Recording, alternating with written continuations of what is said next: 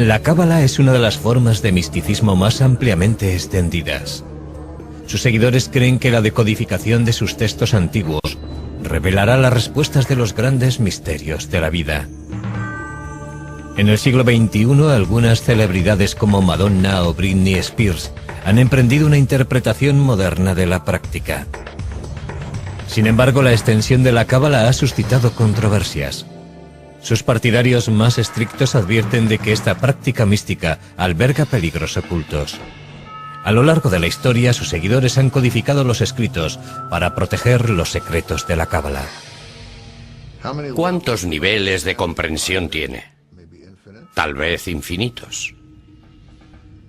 Y cuanto más se decodifique el pasado y el texto, tanto más difícil y más mística se hace.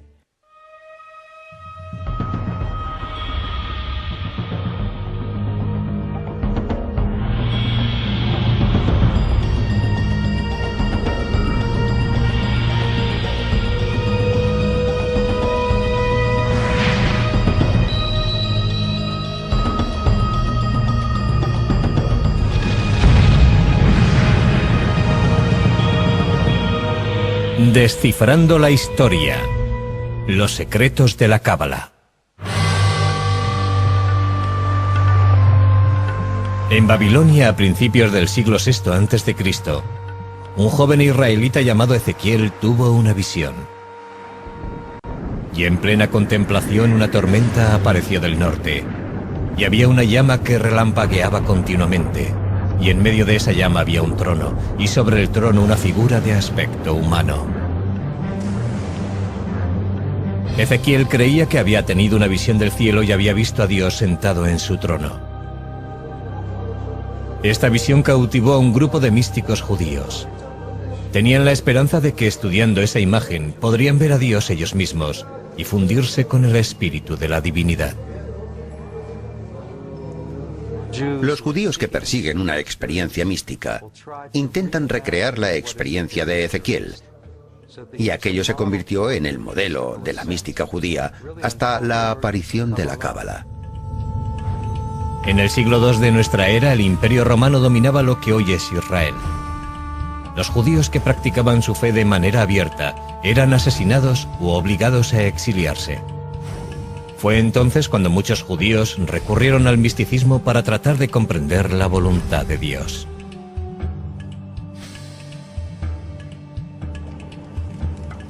El rabino Simón Bar Yochai fue uno de aquellos hombres que buscaban respuestas. El rabino Simón fue un gran defensor del pueblo de Israel y enseñaba que aquel tenía una intimidad especial con Dios.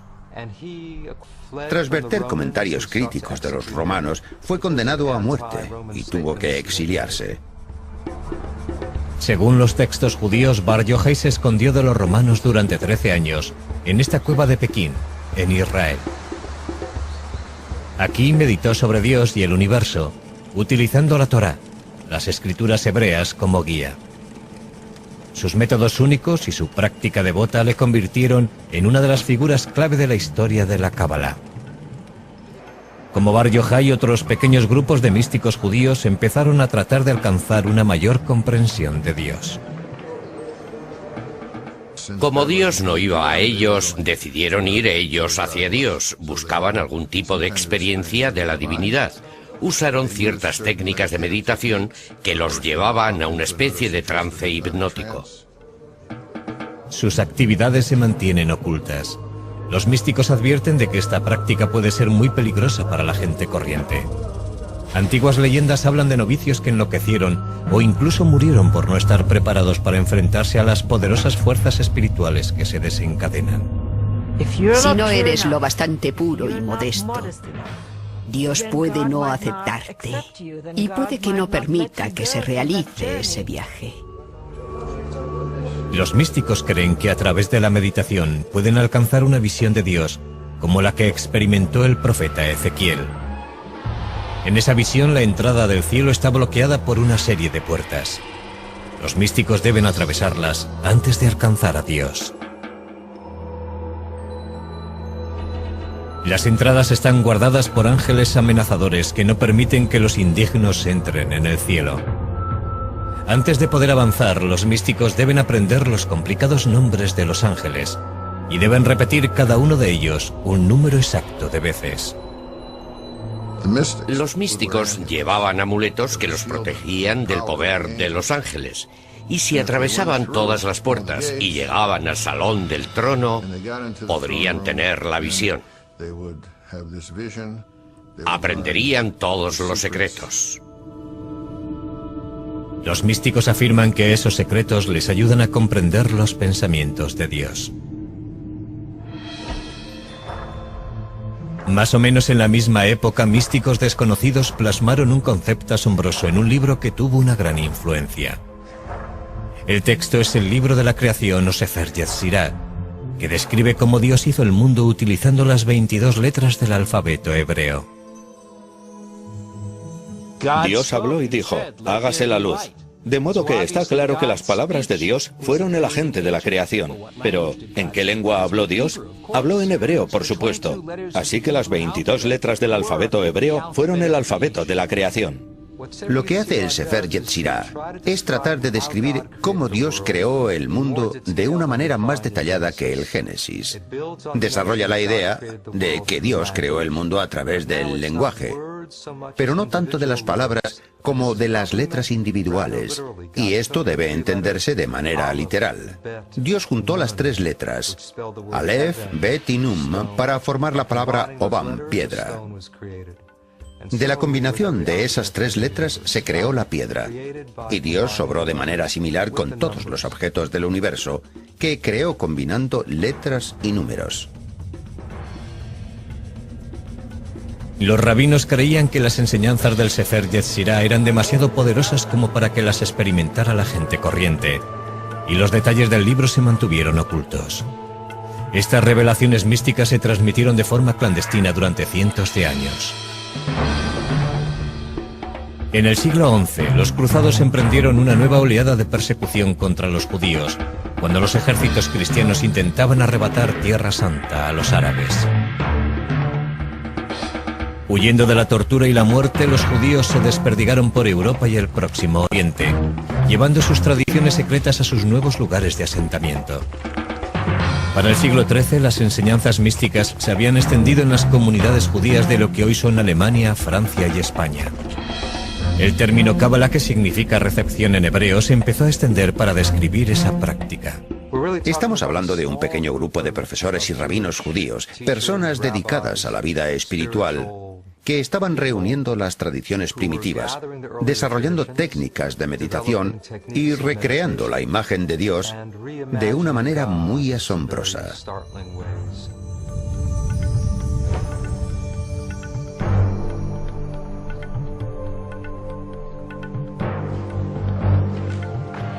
Uno de los acontecimientos más significativos de la historia de la Cábala se produjo alrededor de 1280, cuando un rabino español afirmó haber descubierto un nuevo texto misterioso. Este pronto se convertiría en el libro individual más importante de la Cábala. Se llama el Zohar, que significa brillo o esplendor en hebreo. Es verdaderamente la obra maestra de la Cábala. Las ideas del Zohar son muy radicales y asombrosas. Escrito en su mayor parte en arameo, sus páginas están llenas de símbolos arcaicos y lenguaje erótico. La excitación inferior produce una similar excitación superior. El hombre y la mujer se unen, el deseo triunfa, los mundos son dichosos y arriba y abajo reina la alegría. El autor del Zohar sigue siendo un misterio aún hoy en día. Muchos cabalistas piensan que el rabino Simón Bar Yochai recibió la inspiración divina para escribir el Zohar cuando estaba retirado en su cueva en el siglo II.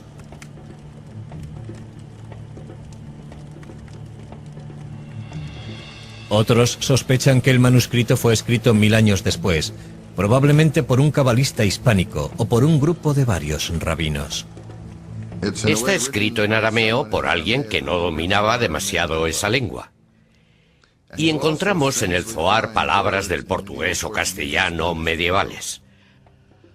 Así que la cuestión que los estudiosos han debatido durante un par de cientos de años es: ¿quién lo escribió y cómo sucedió? Pero el mayor misterio del Zohar se encuentra en el interior de su texto místico. Hay que trabajar mucho para descifrarlo. Y por eso resulta atractivo. Porque este hermoso juego te hace participar, mostrando y escondiendo. La decodificación de estos complicados pasajes promete una mayor comprensión de Dios y de su relación con los humanos. El Zohar ve la Biblia en realidad como un código secreto. Cada acontecimiento del Zohar, cada pieza narrativa, cada ley bíblica, nos dice algo no solo de lo que sucede en la tierra, sino también de la naturaleza interna de Dios. Los cabalistas creen que si pueden descifrar el Zohar con éxito, podrán desentrañar los misterios del cielo y la tierra. Uno de esos secretos es una asombrosa revelación sobre el cuerpo de Dios y su sexualidad.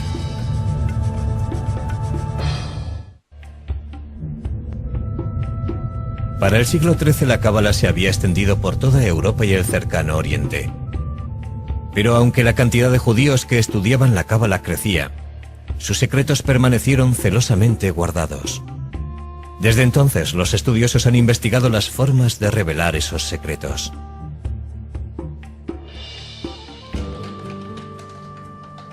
En Berkeley, California, Daniel Matt trabaja rodeado de estas copias del Zohar, el manuscrito más misterioso y reverenciado de la cábala. Su estantería está llena de versiones y comentarios en arameo, hebreo, inglés y francés, procedentes de bibliotecas de todo el mundo. Espera poder completar la primera traducción inglesa del Zohar basada en los textos originales en arameo. Este ambicioso trabajo es el más reciente intento de comprender un libro que ha desconcertado a los eruditos durante más de 700 años. Yo no quiero arruinar el misterio de las cualidades extrañamente crípticas del Zohar, pero estoy intentando hacerlo accesible al lector contemporáneo. El Zohar es posiblemente el texto judío más difícil de traducir. La mayoría de sus alrededor de 2000 páginas están en arameo, una lengua antigua que debió de utilizarse para complicar aún más el proceso de decodificación. En la superficie, el Zohar es una novela que sigue al rabino Simón Bar Yochai y un grupo de rabinos en un recorrido por lo que hoy es Israel.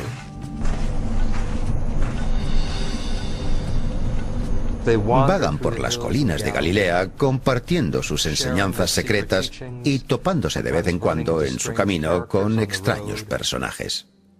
Los cabalistas creen que la historia esconde pistas que pueden explicar los significados de la Torá, las escrituras hebreas. Repasando el libro del Génesis pueden encontrarse varios ejemplos.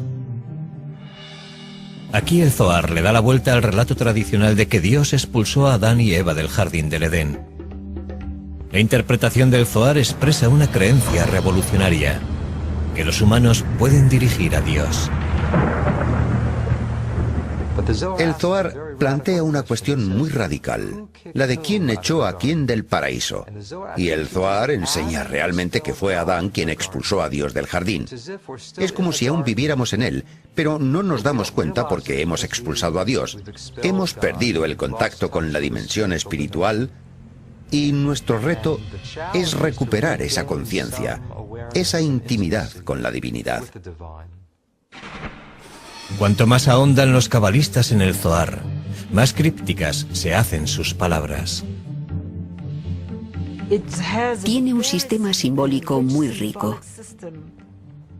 Es un medio deliberado de mantener el Zohar al alcance solamente de las élites.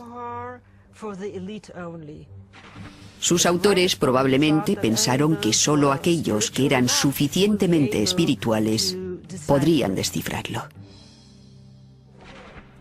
El principal código simbólico del Zohar es el de los 10 aspectos de la personalidad de Dios, los 10 Sefirot. Una interpretación muy popular muestra estas características como un mapa del cuerpo de Dios. Los cabalistas creen que si pueden entender la anatomía de Dios, pueden aprender cómo funcionan sus poderes. Estos dibujos antiguos muestran que el cuerpo de Dios es similar al de los humanos. La parte superior simboliza la cabeza de Dios, que es el origen de la voluntad, la sabiduría y la comprensión.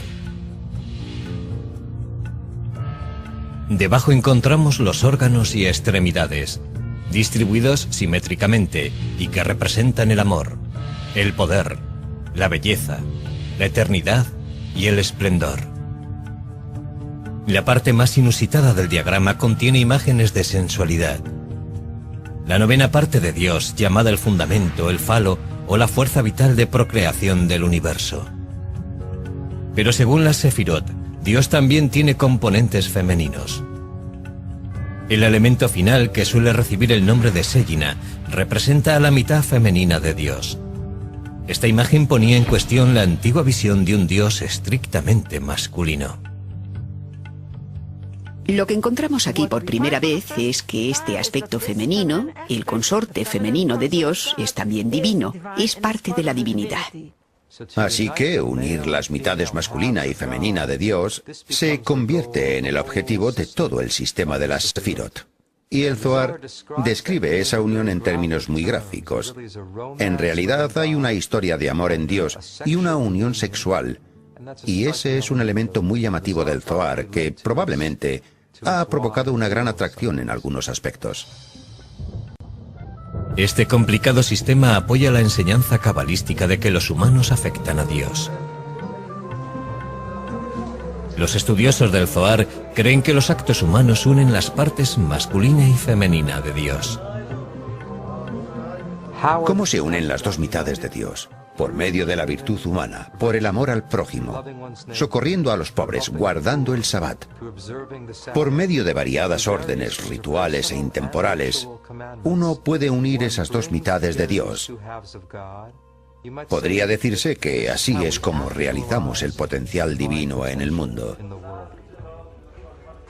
La idea de que Dios depende de los seres humanos choca con la creencia tradicional que lo ve como un soberano omnipotente. Nosotros, y esta es, en mi opinión, una idea extraordinaria de los cabalistas, tenemos la capacidad de alimentar a Dios, de influir en Él a través de nuestros sagrados actos. Y podemos influir en la disposición divina y favorecer que el flujo de la gracia divina llegue al mundo. Pero en esta relación los pecados humanos provocan el desequilibrio. En este caso, las fechorías humanas, las conductas poco éticas y las maldades de los hombres aumentan el mal cósmico y, de alguna manera, arruinan la armonía de Dios y estimulan el crecimiento del mal en el universo. Otra idea revolucionaria que encierra el Zohar es que incluso un insignificante verso de las Sagradas Escrituras puede revelar cómo piensa y actúa Dios. En el Zohar se lee la Biblia, no solo como una historia sobre los seres humanos, qué es lo que les sucede a estos, sino también como en un nivel místico, como la expresión de lo que sucede en la vida interior de Dios. Según el Zohar, los personajes humanos son metáforas de los pensamientos y las acciones de Dios. La cualidad del amor desinteresado, por ejemplo, se asoció a Abraham en la Biblia. De modo que todas las referencias a las acciones de Abraham deben verse como referencias al papel del amor desinteresado en el mundo. El Zohar también estudia los acontecimientos bíblicos en busca de significados El ocultos. diluvio, según la Cábala, se está produciendo ahora. Si aún no sabes que el diluvio se está produciendo, es que te estás ahogando y no lo sabes. Y otros varios símbolos de caos y destrucción de la Biblia son vistos por los cabalistas no como cosas pasadas, sino como acontecimientos que se están dando ahora.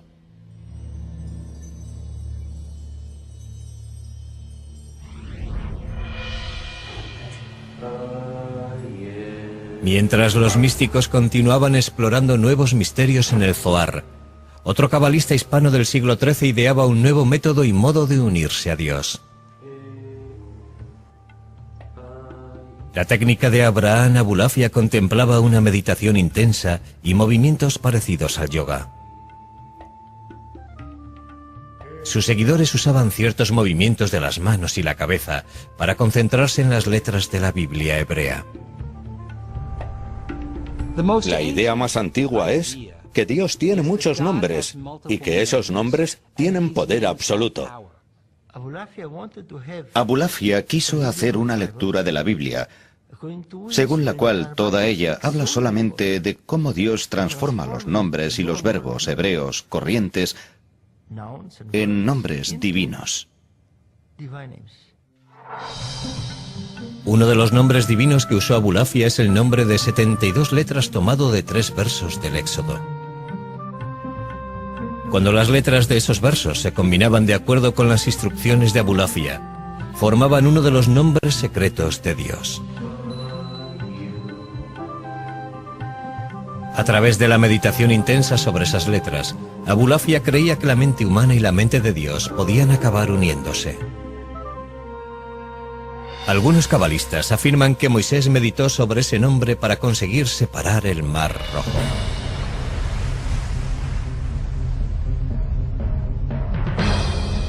En la época de mayor poder de la Inquisición española, los reyes Isabel y Fernando declararon que todos los judíos debían convertirse al cristianismo o serían expulsados.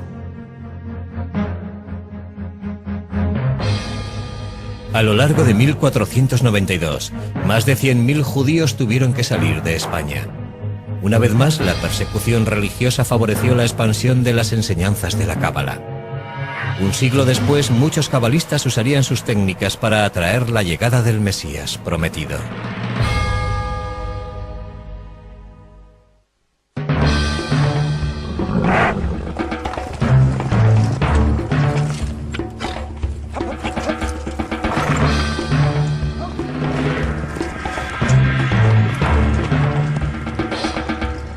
En 1492 la Inquisición española expulsó a decenas de miles de judíos, enviándoles al exilio. Muchos huyeron a Tierra Santa.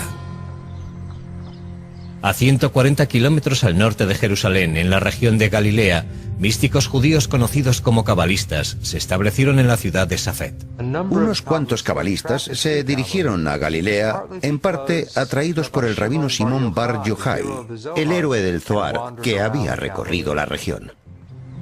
Hoy en día las polvorientas y zigzagueantes calles de Safed están ocupadas por artistas y flanqueadas por galerías. Hace 5 siglos, sin embargo, los cabalistas creían que el Mesías recorrería algún día estas mismas calles. En una de las escrituras se dice que cuando el Mesías venga a Jerusalén, aparecerá en primer lugar en Galilea, de modo que querían ser los primeros en verlo. El texto místico conocido como el Zohar enseña que el buen comportamiento aumenta los poderes de Dios sobre la tierra. Basándose en esa filosofía, los cabalistas esperaban que una vida de santidad pudiera atraer la llegada del Mesías. Los cabalistas de Safed se afanaron por construir una sociedad religiosa perfecta. La idea era que la gente debía ayudar y favorecer la llegada del Mesías. Debían ser lo suficientemente puros. Se levantaban a medianoche para decir sus oraciones y volvían a levantarse al alba para orar a la salida del sol. Los maestros de la Cábala de Safed instruían a sus seguidores para que se comprometieran con meditaciones minuciosas, ayuno y una estricta observación de la Torá. El maestro más famoso fue el rabino Isaac Luria de Jerusalén. Para cuando Luria empezó a enseñar en Safed en 1570, ya estaba considerado uno de los más importantes hombres santos del siglo. En su juventud, Luria había pasado varios años en aislamiento cerca de El Cairo, en Egipto. Dicen los cabalistas que allí Luria estudió el Zohar y tuvo visiones de ángeles y profetas bíblicos. Hay pruebas de que utilizó el Zohar como una especie de mantra. que repetía pasajes del Zohar una y otra vez hasta que los tenía profundamente interiorizados. En este estado como de trance, Luria adquirió habilidades extraordinarias. El rabino Isaac Luria podía mirar a la frente de una persona y leer en ella todo lo que le pasaba, como quien lee la palma de la mano. También era sanador. Podía describir las vidas pasadas de las personas y decir lo que debía corregirse. Luria creía que comprender las vidas previas de las personas podía proporcionar una mejor percepción de sus problemas actuales. Enseñaba una teoría de la reencarnación que afirmaba que cada individuo desciende de una cierta raíz del alma procedente de Adán y Eva. Uno desciende de Caín o Abel, o de alguno de los 3 hijos de Noé, Sem, Cam o Jafet. De modo que al menos tiene 5 opciones de tener una raíz básica, y esa raíz determina la esencia de tu naturaleza. Con la ayuda de Luria, muchos cabalistas buscaron sus conexiones con el pasado. Este cementerio de los alrededores de Safed desempeñó entonces un papel importante, pues los cabalistas intentaban hallar las tumbas de sus encarnaciones previas. Tomaban el alma del muerto que yacía en aquella tumba y hablaban con la voz de aquel.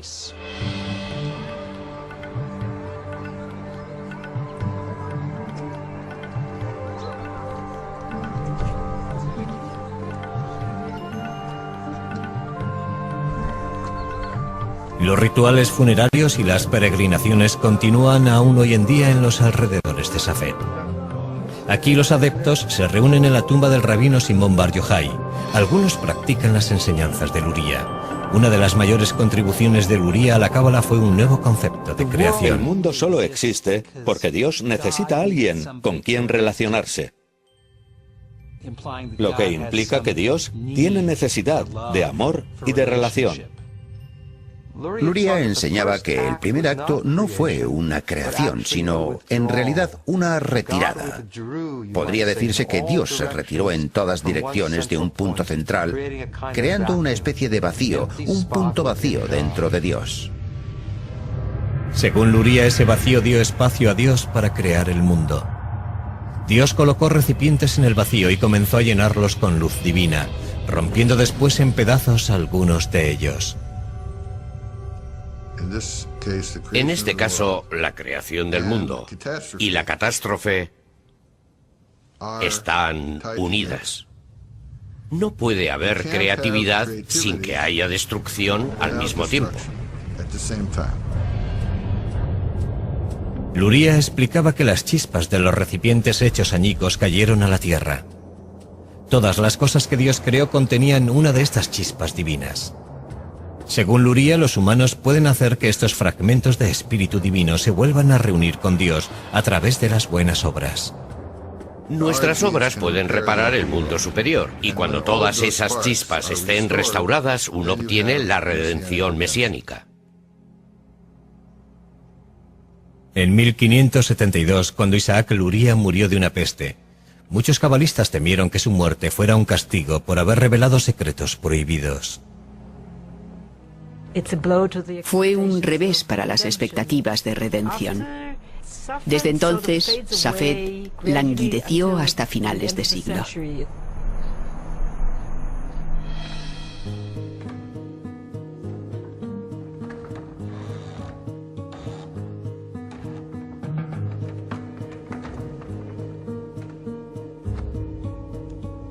La invención de la imprenta difundiría las enseñanzas de la Cábala de una manera mucho más amplia.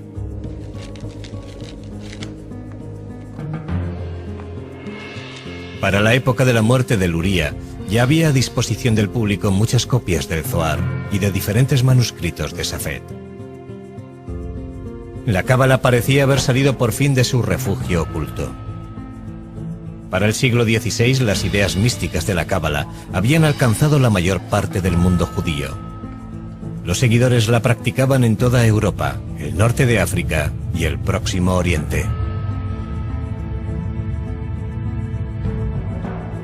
En el siglo siguiente la cábala se extendería como un reguero de pólvora, pero en las manos equivocadas, sus enseñanzas tendrían consecuencias desastrosas.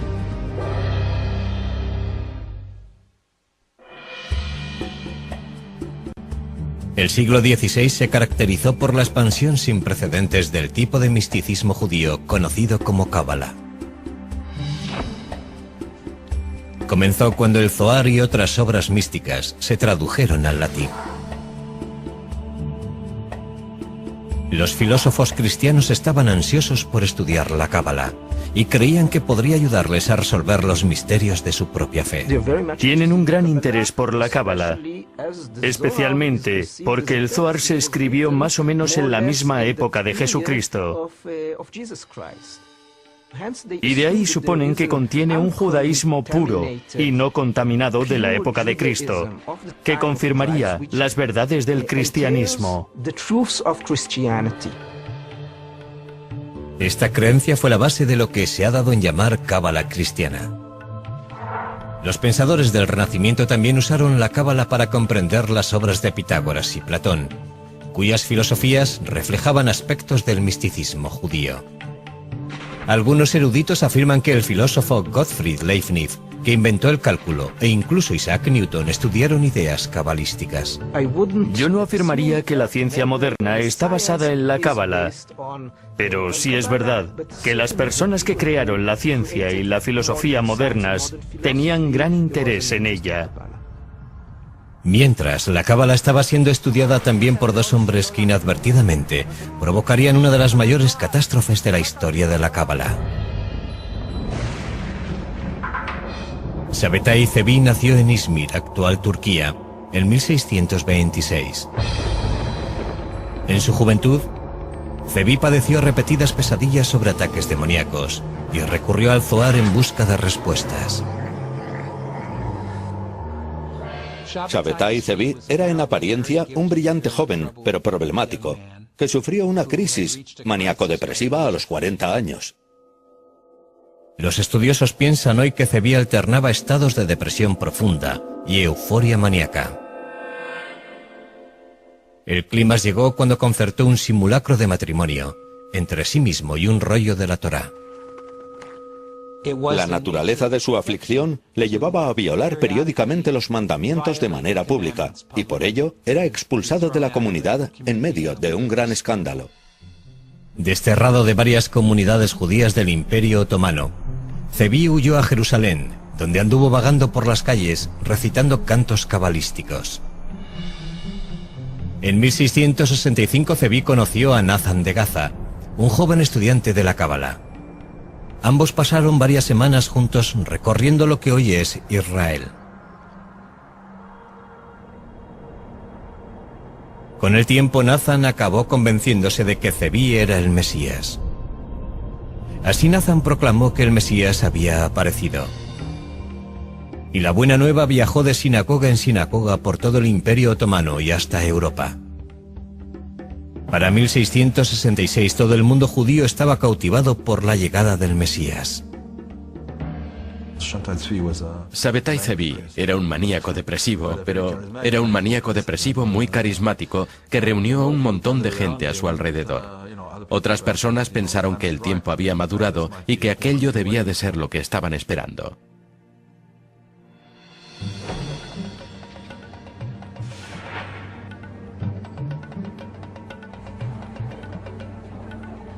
A principios de 1666, soldados otomanos arrestaron a Zevi y lo llevaron al palacio del sultán, en lo que hoy es Turquía. El sultán lo condenó a muerte por haber causado un tumulto popular. El sultán le hizo una oferta de las que hoy diríamos que no puedes rechazar. Es decir, o te conviertes al Islam o te corto la cabeza, porque si tú eres el Mesías y te corto la cabeza podrás volver a ponerla en su lugar. Si Sabetay Zevi estuviera buscando el martirio, habría provocado un fenómeno parecido al de Jesús. He aquí el Mesías que muere por su fe. Pero Sabetay Zevi tomó la salida fácil y se convirtió al Islam. Cuando Zevi salió del palacio del sultán convertido al Islam, un puñado de sus seguidores siguió su ejemplo y se convirtió también. Pero la gran mayoría de los judíos se sintió ultrajada. Los judíos acusaron a los cabalistas de herejía y culparon a la cábala de haberlos llevado por el mal camino. Yo creo que uno de sus mayores efectos fue convencer a la gente de que el misticismo era una mala cosa. De que el misticismo era peligroso y conducía a cosas terribles. Y es aquí donde se establecen restricciones cada vez mayores y más severas. Y sobre qué gente puede estudiar la cábala y hasta qué punto debe extenderse. En la Europa oriental continuaron floreciendo unos pocos círculos cabalísticos. Entre ellos el grupo cuya práctica se conoció como hasidismo. Un rabino y místico al que llamaban el Baal Shem Tov, o maestro del buen nombre, se convirtió en el dirigente del movimiento hasídico a principios del siglo XVIII.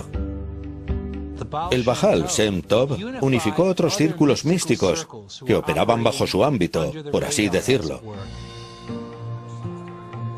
Mientras que la cábala de los primeros tiempos estaba reservada para unos pocos selectos, el hasidismo tomó elementos de la cábala y los hizo accesibles a la gente corriente. Al contrario de la estricta meditación y estudio que exigía la cábala primitiva, el hasidismo subrayaba la celebración del Dios en la vida cotidiana. El hasidismo también animó a hacer un intercambio más abierto de las ideas cabalísticas.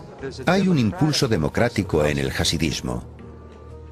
Cualquiera puede servir a Dios y cualquiera es amado por Él si descubre la chispa. De modo que esta idea de la chispa oculta que apareció en la cábala se convierte ahora en una técnica para hallar a Dios en el mundo.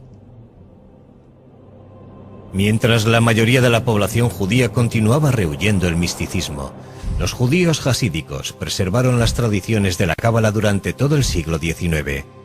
Hoy la cábala ha tomado un aspecto totalmente diferente en la ciudad de Los Ángeles. Algunos eruditos creen que esta moda es precisamente lo que sus primeros practicantes más temían: que la cábala cayera en las manos de los no preparados espiritualmente.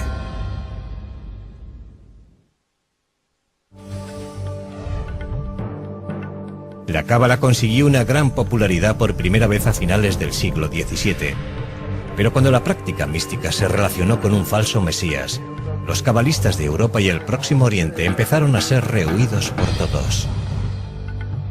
En los siguientes 250 años, la cábala permaneció en las sombras de la vida judía.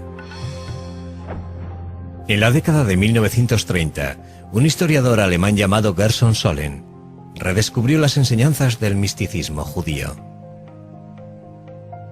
Se pasó muchos años viajando por las bibliotecas de Europa y catalogando y leyendo estos manuscritos,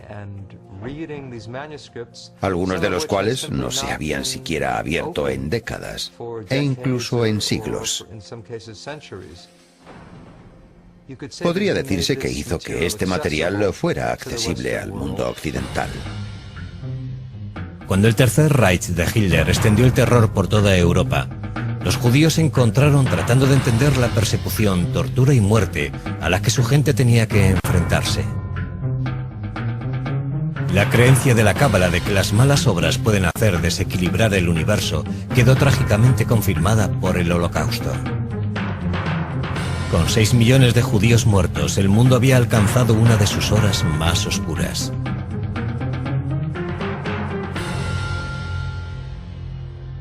Sin embargo, los judíos y los cabalistas tenían también la esperanza de que el mundo podía ser corregido. En tiempos de crisis, en tiempos de sufrimiento en el que la gente trata de mantenerse en pie y satisfacer sus necesidades de orden, de comprensión y de realización, el misticismo puede proporcionar algunas respuestas a todo ello. En la década de 1960, la contracultura norteamericana exploró nuevos modos de acercamiento a la religión.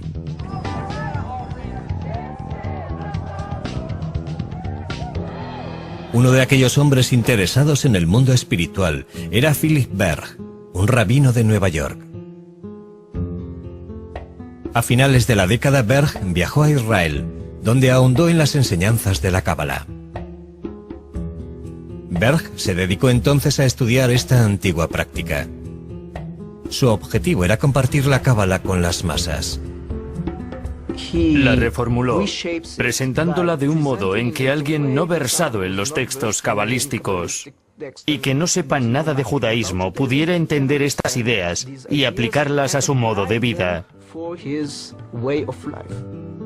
La interpretación simplificada de la cábala que hizo Berg se extendió rápidamente. A principios de la década de 1970, Berg abrió su primer centro de la cábala en Tel Aviv. Durante la década de 1980, Philip Berg y su familia construyeron un imperio de la cábala con base en Los Ángeles. Hoy en día, lo que se conoce como el centro de la cábala tiene varios millones de seguidores en casi 100 ciudades, lo que le convierte en la mayor organización cabalística del mundo. Aquí, en la sede central de Los Ángeles, la cábala ha atraído la atención de famosos que buscan una dimensión espiritual a sus vidas. Los dos hijos de Berg ayudaron a promover la idea de que, a diferencia de la restringida cábala del pasado, esta práctica está abierta a todos. Nosotros ofrecemos la cábala a todo el mundo, sin limitaciones de raza, sexo, religión ni de ningún tipo. Estamos entusiasmados por la posibilidad de ofrecer esta sabiduría que ha estado oculta a las masas, haciéndola accesible, comprensible y práctica. Abriendo sus puertas a todos, el centro de la cábala ha despertado durísimas críticas. Ahora tenemos a todas esas estrellas de Hollywood subiéndose al carro de la cábala, pero muchas de ellas ni siquiera son judías ni observan la ley judía. Y dudo de que estén estudiando la verdadera cábala. Suelen decir cosas como, aquí hay un nombre sagrado, o una práctica santa, que puede darte cierto poder cabalístico.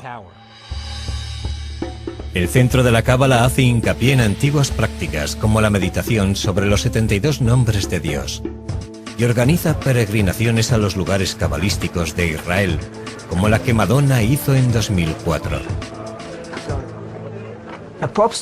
Que una estrella del pop como Madonna adopte la cábala es pseudoespiritualidad moderna. Realmente es un trato hecho en los cielos entre el centro de la cábala y Madonna. También se ha popularizado llevar objetos religiosos como las cintas rojas que se atan en la muñeca para protegerse de las fuerzas del mal. La cábala práctica, el mundo de los amuletos y todo eso, es un aspecto que la gente puede tocar. Se puede leer y sentir que es algo físico y concreto. Pero son cosas que la cábala teórica apenas toca y de las que no se ocupa. La nueva cábala es estudiar la cábala no para comprender el universo, sino para hallar un modo práctico de mejorar tu vida.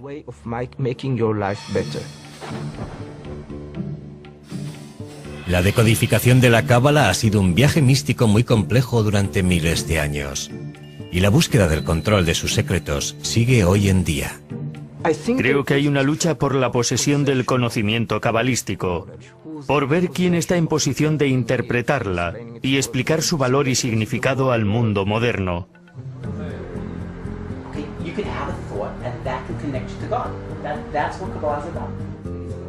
Hoy en día se siguen realizando profundos estudios de la cábala y se seguirán haciendo. Yo estoy seguro de que muchos de esos otros que no son sinceros acabarán pasando antes o después. Muchos seguidores dicen que incluso con una dedicación absoluta es imposible descubrir todos los significados ocultos de la cábala. Hay tantos estratos y niveles en la cábala que podría llevarte toda la vida y aún así no podrías terminar de aprender todo su universo. Esta sabiduría mística antigua seguirá sin duda revelando nuevos misterios al mundo moderno. La gente buscará nuevas técnicas y significados y caminos para hacer más espirituales sus vidas. De modo que mientras exista la humanidad, existirá el misticismo. Es algo muy antiguo y muy cercano y contemporáneo al mismo tiempo. Y pienso que lo que hace tan fascinante a la cábala es que es al mismo tiempo nuevo y antiguo. Nos preguntamos por qué estamos en el mundo y cuál es la naturaleza de Dios. Y la Cábala trata de responder a esas preguntas.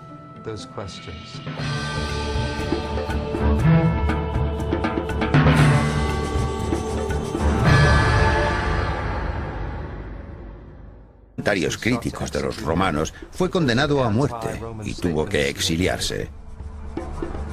Según los textos judíos, Bar Yochai se escondió de los romanos durante 13 años, en esta cueva de Pekín, en Israel.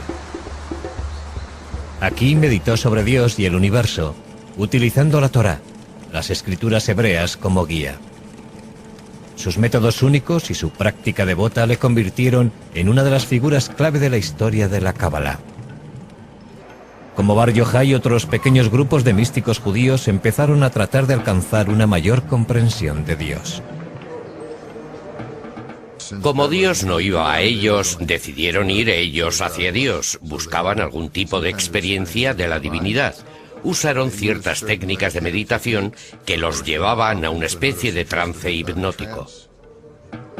Sus actividades se mantienen ocultas. Los místicos advierten de que esta práctica puede ser muy peligrosa para la gente corriente.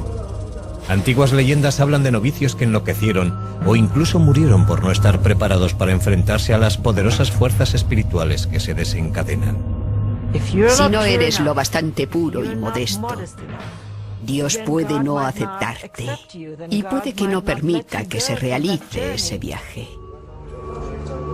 Los místicos creen que a través de la meditación pueden alcanzar una visión de Dios, como la que experimentó el profeta Ezequiel. En esa visión, la entrada del cielo está bloqueada por una serie de puertas. Los místicos deben atravesarla.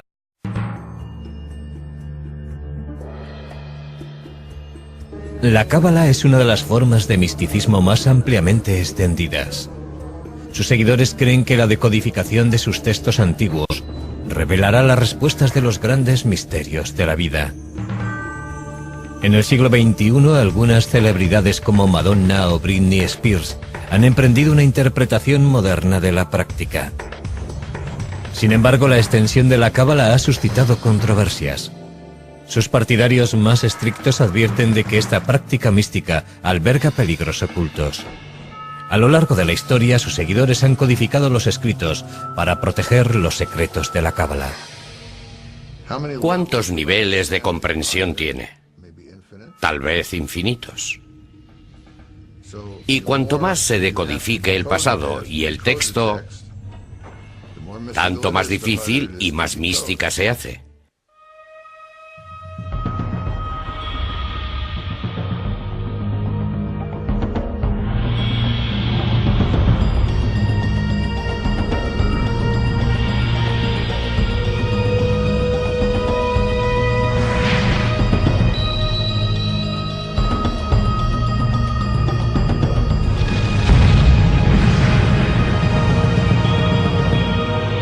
Descifrando la historia. Los secretos de la Cábala. En Babilonia, a principios del siglo VI a.C., un joven israelita llamado Ezequiel tuvo una visión. Y en plena contemplación, una tormenta apareció del norte, y había una llama que relampagueaba continuamente, y en medio de esa llama había un trono, y sobre el trono una figura de aspecto humano. Ezequiel creía que había tenido una visión del cielo y había visto a Dios sentado en su trono. Esta visión cautivó a un grupo de místicos judíos. Tenían la esperanza de que estudiando esa imagen podrían ver a Dios ellos mismos y fundirse con el espíritu de la divinidad. Los judíos que persiguen una experiencia mística intentan recrear la experiencia de Ezequiel, y aquello se convirtió en el modelo de la mística judía hasta la aparición de la Cábala. En el siglo II de nuestra era, el Imperio Romano dominaba lo que hoy es Israel. Los judíos que practicaban su fe de manera abierta eran asesinados u obligados a exiliarse. Fue entonces cuando muchos judíos recurrieron al misticismo para tratar de comprender la voluntad de Dios.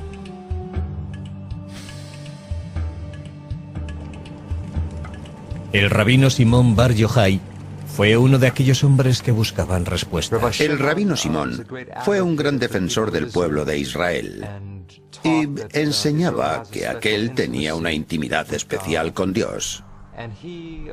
Tras verter comentarios Antes de alcanzar a Dios. Las entradas están guardadas por ángeles amenazadores que no permiten que los indignos entren en el cielo. Antes de poder avanzar, los místicos deben aprender los complicados nombres de los ángeles y deben repetir cada uno de ellos un número exacto de veces.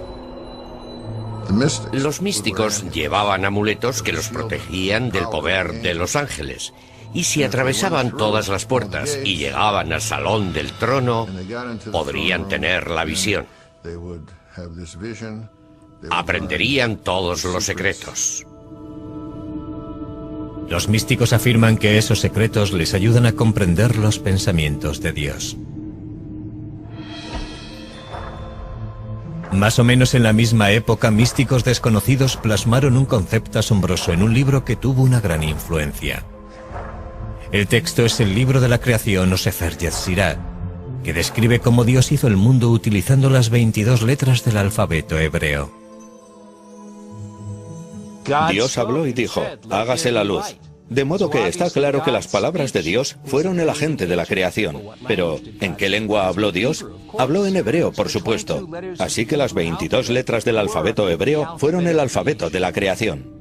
Lo que hace el Sefer Yetzirah es tratar de describir cómo Dios creó el mundo de una manera más detallada que el Génesis. Desarrolla la idea de que Dios creó el mundo a través del lenguaje, pero no tanto de las palabras como de las letras individuales, y esto debe entenderse de manera literal. Dios juntó las 3 letras, Aleph, Bet y Nun, para formar la palabra Obam, piedra.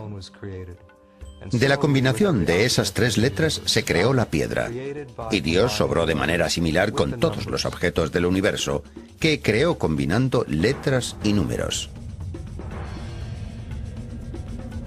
Los rabinos creían que las enseñanzas del Sefer Yetzirah eran demasiado poderosas como para que las experimentara la gente corriente, y los detalles del libro se mantuvieron ocultos. Estas revelaciones místicas se transmitieron de forma clandestina durante cientos de años.